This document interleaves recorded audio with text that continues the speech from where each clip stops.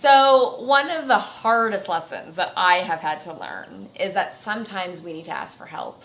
And part of living the life that we want is that we have to do it in community. We cannot do it on our own. It's literally impossible. I really have come to believe that. And so, even this partnership, I was just reflecting. We've just finished this whole day of filming a bunch of amazing videos for you.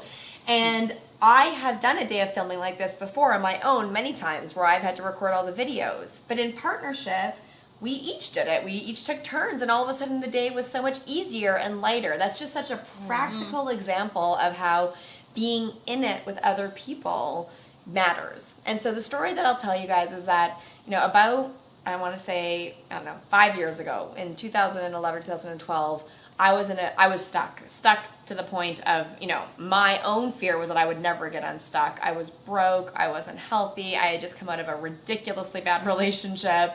I was looking at my life, really all pieces of my life, and thinking, I have made bad choices across the board. Choices that feel out of alignment with even the human being that I am. I couldn't recognize my life. It didn't make sense to me. It didn't align with who I know that I am deep down. But I did it. I created that. I did make those choices, and I was so embarrassed and I was so ashamed of the choices that I had made.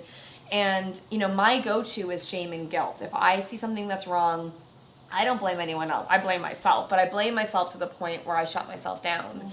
And so I was swimming in my own shame, my own guilt, my own stuckness, my own embarrassment, and really didn't think I could get out. I really didn't see a path out of it. And I remember describing the emotion of that moment as like knowing what I needed to do in my head, but feeling like I was living in molasses. Like I couldn't do the things that I knew intellectually I needed to do.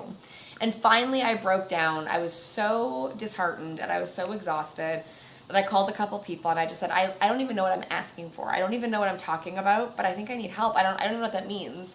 And so one of my mentors, Dr. Henry Cloud, who will always give so much credit for this moment, said, fly to LA, we'll spend a day together. And so I used my, last little money and I flew to LA and I spent the day with him.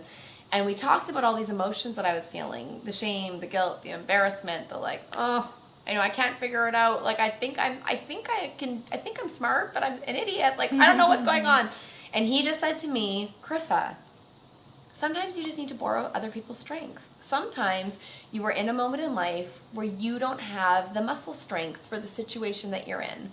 And so your job is not to beat yourself up further. Your job is to just borrow someone else's strength, to find someone who has that strength that they can offer and borrow it. And that was such a, literally one sentence, an entire day together, but so profound. And I feel like TAP is literally all of our desire to create this place where you can borrow other people's strength and to give you an outlet when you are feeling high or low, right? And hopefully don't wait till you're as low as I was before you reach out for help. But to normalize that we need structure, we need support, we need community, we need coaches, we need advisors, we need help, and that it's not a sign of failure or weakness, but rather it's this beautiful, bold, vulnerable moment where you step into what you need and you get it.